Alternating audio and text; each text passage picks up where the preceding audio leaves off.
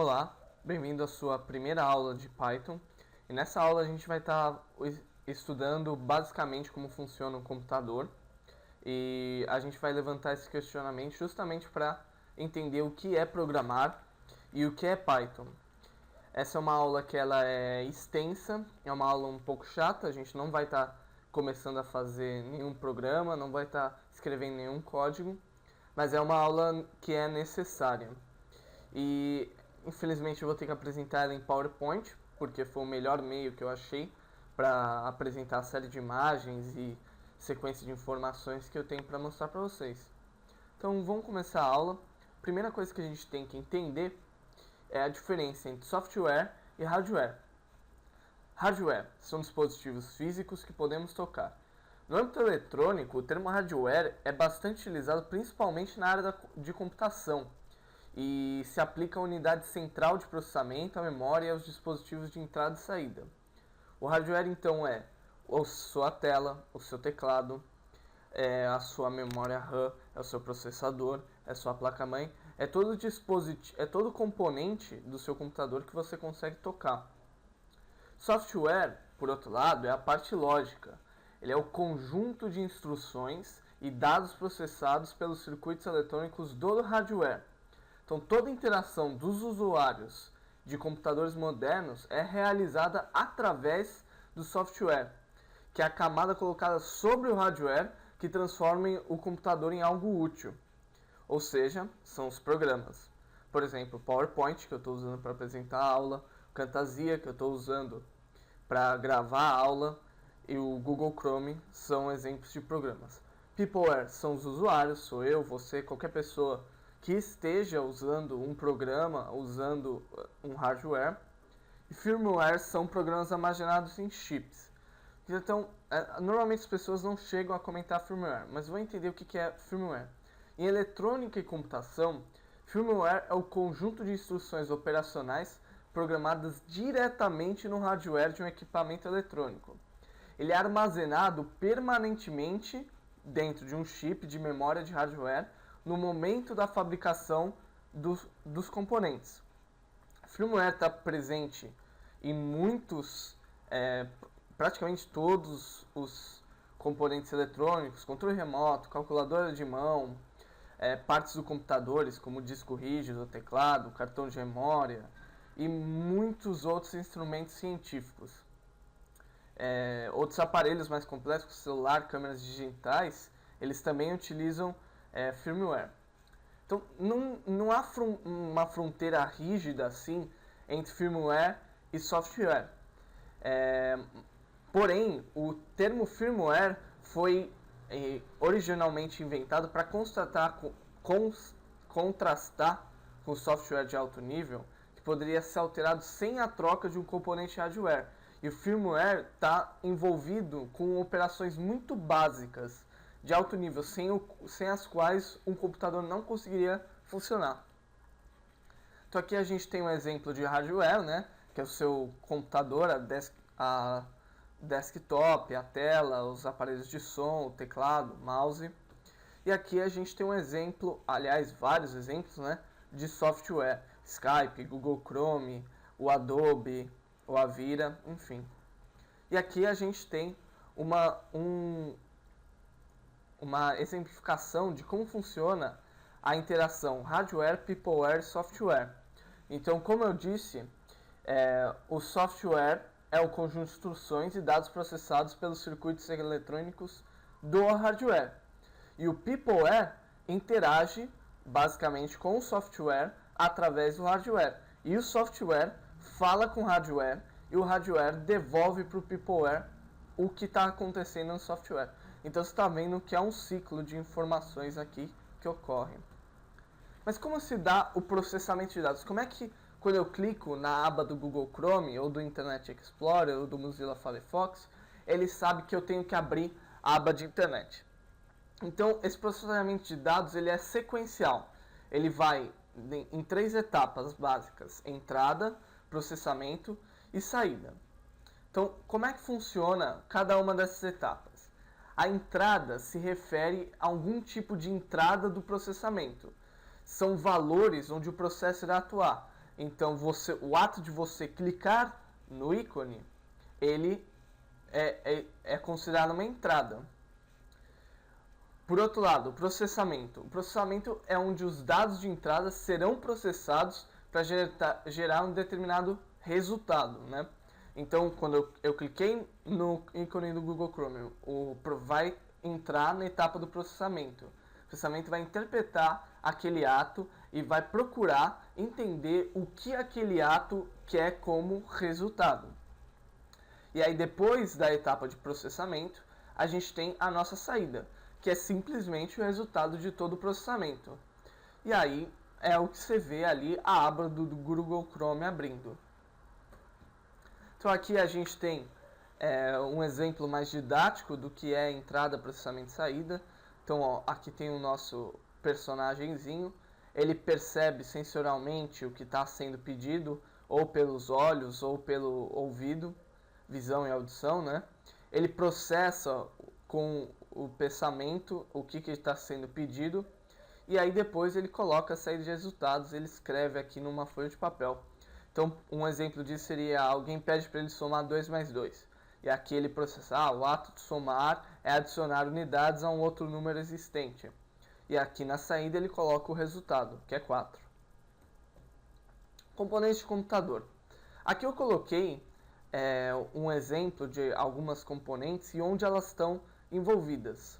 Então, o teclado está envolvido na entrada de dados, o processador está envolvido no processamento dos dados e a tela está envolvida na saída dos dados. Então, a gente vai estar olhando os componentes do computador, procurando qual que é a função de cada um deles no processamento de dados, né? Então, vamos começar pelo nosso processador, né? Que é chamado de CPU, que é a unidade central de processamento, ou processador central. E ele tem por função executar os programas armazenados na memória principal. Depois eu vou estar explicando melhor o que é a memória principal, buscando cada instrução, interpretando-a e depois executando. Ou seja, ele está participando diretamente no ato de processar. E ele compreende duas grandes subunidades. A primeira delas é a unidade de controle. Essa unidade supervisiona todas as operações do computador sob a direção de um programa armazenado. Então ela primeiro determina a instrução que será executada pelo computador e depois procura essa instrução na memória interna e a interpreta. Então a unidade de controle você vê que ela faz grande parte da etapa do processamento. É ela que vai interpretar a ação colocada na entrada. E tem a nossa unidade lógica e aritmética, que é a unidade que executa operações aritméticas e lógicas dirigidas pela unidade de controle. Ou seja, a unidade lógica e aritmética ela serve à unidade de controle, só que ela só interpreta operações aritméticas e lógicas. E ela é feita de modo simples. Depois do nossa CPU, a gente tem a nossa memória. A nossa memória ela é dividida ela é classificada em dois grandes tipos. A primeira é a memória principal e a segunda é a memória secundária. A memória principal é a memória de armazenamento temporário, que armazena programas e os dados que estão sendo processados somente durante o processamento. Então, focar nisso aqui, que é somente durante o processamento. E ela é dividida basicamente em dois tipos de memória, a memória RAM e a memória ROM. Então, primeiro vamos ver o que é a memória RAM. A memória RAM é usada para armazenamento temporário de dados ou instruções. Então, por exemplo, a gente pega e abre o Paint. E aí no Paint a gente pega o nosso lápis e faz uns rabiscos lá. Beleza. Quando eu faço os rabiscos, eles não simplesmente vão embora. Os rabiscos ficam na tela. Então, em algum lugar, aqueles rabiscos que eu fiz, que palavra difícil que eu fui escolher, rabiscos que eu fiz, eles ficam armazenados em algum lugar no meu computador. E esse lugar é justamente a minha memória RAM. Então, ela armazena temporariamente alguns dados e instruções do programa. Certo? E além da memória RAM, a gente tem a memória ROM. E ela é usada para armazenar instruções e ou dados permanentes ou raramente alterados. Então, por isso, ela é feita somente para leitura, certo? E, além da nossa memória principal, a gente tem a nossa memória secundária, que sem querer aqui eu coloquei principal, mas é secundária aqui, que é o nosso HD. Então a memória secundária é a memória de armazenamento permanente. Ela armazena dados permanentemente no sistema, num determinado local. E não precisa haver energia elétrica para esses dados permanecerem lá. Ou seja, a minha memória RAM ela só funciona enquanto o meu programa está ligado. A hora que eu fechei o meu programa, todos os dados que estavam na minha memória RAM, eles são apagados. Com HD isso não acontece. Eu posso fechar o meu programa, posso fazer o que eu quiser, o arquivo continua no HD. Então, para vocês terem uma noção, eu liguei o Paint, fiz os rabiscos, fechei o Paint. Os rabiscos foram para a minha memória RAM, e aí depois que eu fechei o Paint, eles sumiram da minha memória RAM.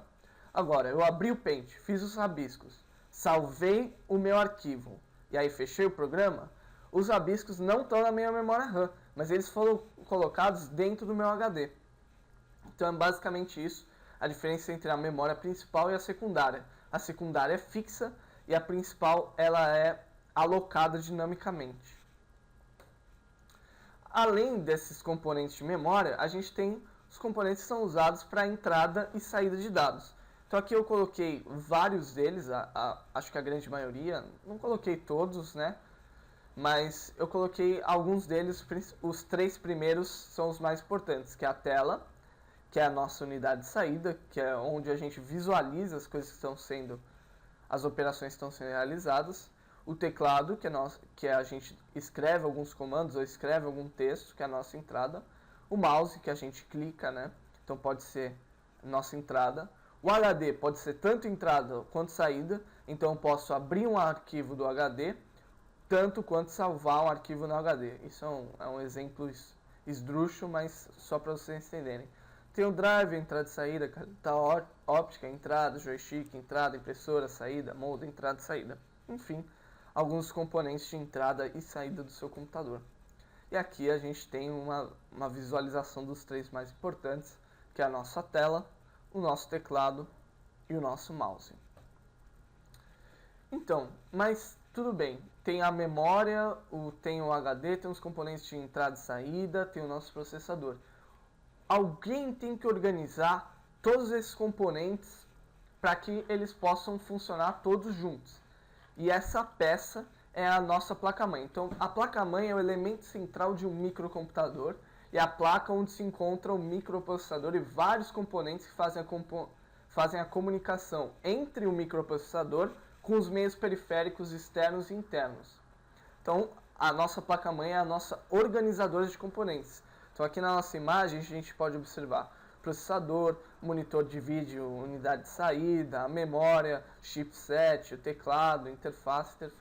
Então, você está vendo que está tudo integrado. E a placa-mãe tem 2 componentes importantes. Um é o microprocessador, que é responsável pelo pensamento do computador. O microprocessador ele é escolhido entre as dezenas de microprocessadores disponíveis no mercado e determina a capacidade de processamento do computador e também os sistemas operacionais que ele compreende. E, portanto, a gente vai ver que isso significa que ele também compreende uma gama de programas que ele é capaz de executar. E o coprocessador, que é um complemento do microprocessador, ele permite que o computador execute determinadas operações com muito mais rapidez. Então, para vocês terem uma ideia, em certos casos, o computador fica entre 5 e 10 vezes mais rápido com o coprocessador. Então é isso, foi os componentes do computador. Agora vamos passar para outro importante elemento dentro do funcionamento do computador, que é o sistema operacional. Então, o sistema operacional ele está envolvido na organização do ponto de vista de software do nosso computador. Então, o sistema operacional é uma coleção de programas que inicializam o hardware do computador. Ele fornece rotinas básicas para o controle de dispositivos, fornece gerência, escalonamento e interação de tarefas e mantém a integridade do sistema. Então, o que isso tudo significa? Significa que, basicamente, o nosso sistema operacional organiza a interação entre os dispositivos de entrada e saída e organiza os programas, a interação dos programas com os hardwares, organiza a interação software-hardware. Então aqui a gente tem um esqueminha de como funciona o sistema operacional, a gente tem o dispositivo de input na interface do usuário, o dispositivo de output, os dispositivos para armazenagem, aqui um HD, um disquete nem existe mais, seriam um USB, gerenciamento de arquivos, gerenciamento de tarefas e gerenciamento de recursos. Então, nosso sistema operacional, ele também define a gama de programas que eu posso usar. Então, por exemplo, o exemplo de sistema operacional, o Windows que você está usando. Eu não posso pegar um programa de Mac, tipo o Xcode ou o GarageBand, e eu não posso executar esse programa do Mac dentro do Windows, porque o sistema operacional do Windows não é compatível com os programas que rodam em Mac. Então aqui a gente tem um resuminho dos componentes de computador, a nossa CPU, a nossa unidade lógica aritmética, a nossa unidade de controle, a memória principal, ROM e RAM, a memória secundária, que a gente só falou do HD, que é o mais importante, mas também tem o FDD e o CD, e os nossos dispositivos de entrada e saída, vídeo, teclado, mouse, impressora e rede. Então beleza, conseguimos entender como funciona o computador, principalmente do ponto de vista do software, do hardware, desculpa. Ou a gente tem que entender da onde que vem os programas que a gente executa no nosso computador. Então, o software, os programas, eles vêm de uma determinada construção que é feita através das linguagens de programação. Então, o que é uma linguagem de programação? Uma linguagem de programação é um método padronizado para comunicar instruções para o computador. Então, ele é o conjunto de regras sintáticas e semânticas que são usadas para definir um programa de computador. Basicamente, você escreve lá um conjunto de operações, alguma coisa, entende esse conjunto de operações, explica para o seu computador e o computador executa aquilo que está sendo pedido. Então, a linguagem de programação é como uma linguagem normal. Então, para vocês terem um exemplo mais didático, um exemplo mais prolixo de como isso funciona. Então, eu sou um chefe e estou falando com o meu empregado. Então, só que eu falo português, ele fala português, então nós temos um conjunto de regras do português que cada um de nós consegue entender. Então, eu falo para ele, pegue um café para mim, e ele vai lá e pega um café para mim. Então, eu falei numa determinada linguagem, o português, e ele entendeu essa determinada linguagem e executou uma ação. Então, é basicamente isso que uma linguagem de programação faz. Eu poderia ter falado também em outra linguagem, poderia ter falado em inglês. Go get me some coffee. Aí ele teria pego e ido pegar um café para mim se ele entendesse inglês. Então, o Python ele é uma das linguagens de programação e é a linguagem que a gente vai estar trabalhando aqui. Então, as linguagens de programação elas são divididas basicamente em três grandes grupos. A primeira é a linguagem de máquina, que ela é compreendida pelo computador, é a única que é compreendida pelo computador, que é específica de cada computador e ela é feita através de código binário, que são aqueles número 1 e o número 0. Então aquele monte de número 1000,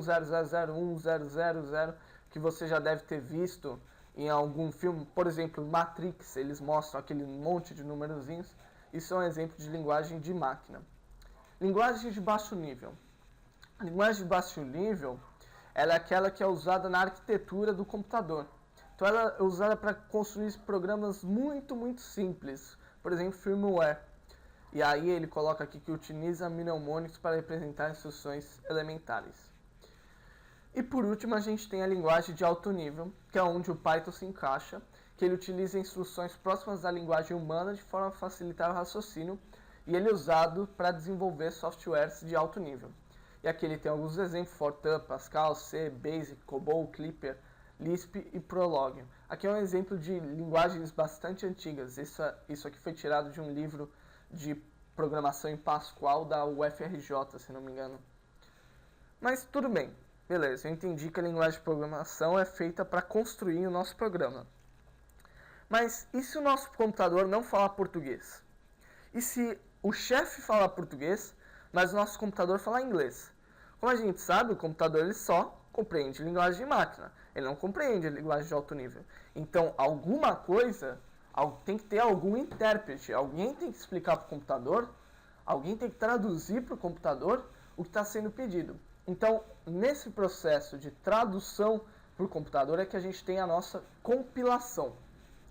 Então, o que é compilar? É construir um arquivo que seja executável no nosso sistema operacional. Então, aqui, esse primeiro esqueminha aqui, a gente tem um arquivo, por exemplo, escrito numa linguagem qualquer. Aí, esse arquivo passa pelo nosso compilador e o nosso compilador gera um arquivo que seja executável no nosso computador. E aí, quando eu rodo o nosso arquivo executável, eu consigo a nossa output, a nossa saída. Então, a compilação envolve, basicamente, traduzir para o computador aquilo que está sendo pedido. Existem algumas linguagens que são compiladas e outras linguagens que são interpretadas. Então, qual a diferença entre interpretação e compilação? Basicamente seria isso. Interpretação, compilação.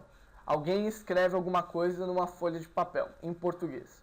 Um cara vai lá, escreve, pega toda a folha de português, escreve tudo em inglês e dá a folha em inglês para o cara que a gente quer que execute determinada operação.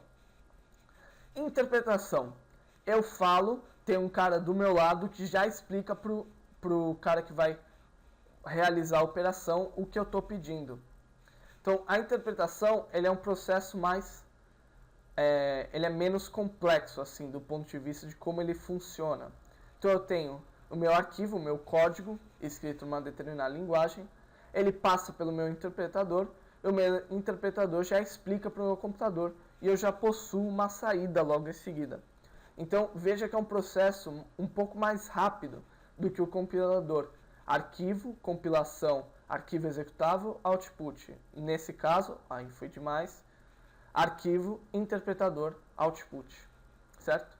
Então, agora, finalmente, a gente vai poder falar de Python. Então, Python é uma linguagem de alto nível, é uma linguagem que ela é interpretada, ela é simples e ela é muito fácil. Vocês vão ver que Python está muito próximo do inglês, então se você fala inglês, você consegue entender boa parte do código de Python. Ela tem uma excelente compatibilidade. Python é compatível com todos os sistemas operacionais. Muito fácil instalar Python nesses sistemas operacionais. Python consegue criar, ele tem uma boa compatibilidade em outras línguas. Então eu posso pegar e escrever alguma coisa em C++ e usar dentro de Python. E boa parte do código já está pronto. Python é uma linguagem modular, ou seja, algumas coisas que a gente vai querer executar dentro do Python, por exemplo, determinadas funções, já estão escritas. Alguém já escreveu para a gente essas coisas. Então é isso, essa foi a nossa primeira aula. Eu sei que é uma aula extensa e chata, mas enfim, era necessário. E aqui a gente tem a nossa bibliografia, que também vai estar na descrição do vídeo. Esse primeiro vídeo no YouTube aqui é um vídeo da Universidade XTI que fala sobre software e hardware. Inclusive, se você quiser um curso de Java, eu recomendo muito que você pegue esse curso de Java na Universidade XTI. E os nossos capítulos do livro. No livro Think Python é o capítulo 1.1 e o capítulo 1.2. No livro Bem-vindo a Python, na verdade a apostila, né, no módulo A é o capítulo 1. E no livro Aprendendo Python também é o capítulo 1. E se você for no link do Dropbox, na aula 001, você vai ver que vai estar esse PowerPoint lá. E além disso, vai estar um PDF escrito informática. E esse PDF, ele tem informações sobre os componentes dos computadores. Ele tem maiores informações. Se você quiser dar uma olhada lá, vale a pena. Então, foi isso. Espero que vocês tenham entendido e até a próxima aula.